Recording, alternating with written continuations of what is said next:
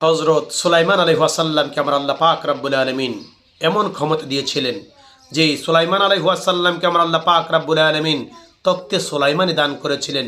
পৃথিবীতে আমার আল্লাহর যত সৃষ্টি আছে সমস্ত সৃষ্টি ওনার অধীনস্থ করে দিয়েছিলেন। একদিন সুলাইমান আলাইহিস সালাম মদিনা শহরের পাশ দিয়ে যাচ্ছে, হঠাৎ করে উনি ওনার তখতে সুলাইমানিকে নামানোর জন্য বাতাসকে হুকুম দিলেন, বাতাস তুমি এখানে আমার তখতে সুলাইমানি নামিয়ে দাও। বাতাস তখতে সুলাইমানি নামালো। উনি ওখানে খালি পায়ে জুতাগুলো রেখে মদিনার মরুভূমির বালিতে হাঁটতেছেন।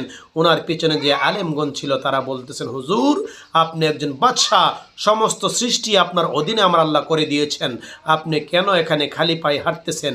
হজরতে সুলাইমান আলাইহিস সালাম বললেন, এই জায়গাটির নাম হবে মদিনা, এই জায়গাটির নাম হবে মদিনা।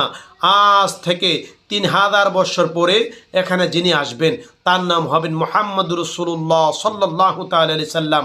আমি ওনার গন্ধ পাচ্ছি, আমি ওনার ঘ্রাণ পাচ্ছি, এই জন্য ওনার সম্মানে, ওনার তাজিমে, ওনাকে মহব্বত করার জন্যে আমি আমার পায়ের জুতাগুলো খুলে মদিনার এই মাটিতে হাঁটতেছি।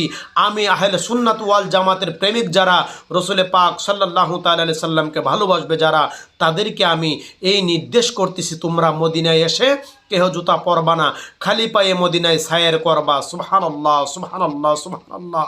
সুলাইমান আলাইহিস সালাম আজ থেকে 3000 বছর পূর্বে এই দুনিয়াতে এসে নবীজির মহব্বতে, নবীজির তাজিমে যদি জুতা খুলে খালি পায়ে হাঁটতে পারে, আমরা রসুল পাক সাল্লাল্লাহু তাআলা আলাইহি সাল্লামের মহব্বতে দাঁড়িয়ে ক্যাম করতে পারবো না কেন?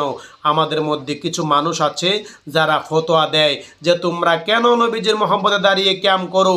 আমরা এই জন্য নবীজির মহব্বতে দাঁড়িয়ে ক্যাম করি, রসুল পাক সাল্লাল্লাহু তাআলা আলাইহি ওয়াসাল্লাম মদিনা শরীফে সশরীরে জিন্দা অবস্থায় আছে, এই জন্য নবীজির মহব্বতে আমরা দাঁড়িয়ে ওনাকে সম্মান জানাই, ওনাকে ক্যাম করে সম্মান জানাই। কেননা হজরতে সুলাইমান আলাইহিস সালাম যদি 3000 বছর পূর্বে, 3000 বছর পরে নবীজি কোথায় আসবে, ওনার ঘ্রাণ যদি সুলাইমান আলাইহিস সালামের নাকে লাগে, ওনার তাজিমে, নবীজির তাজিমে যদি সুলাইমান আলাইহিস সালাম জুতা খুলে মদিনায় খালি পায়ে হাঁটতে পারে, আমরা রসুল পাক সাল্লাল্লাহু তাআলা আলাইহি সাল্লামকে আল্লাহর পক্ষ থেকে ওমা আরসালনাকা ইল্লা রাহমাতাল লিল আলামিন এই আয়াত পাওয়ার পরে আমরা কেন নবীজির সম্মানে মহব্বতে দাঁড়াবো না? এই জন্য আমরা দাঁড়িয়ে যাই। সুবহানাল্লাহ।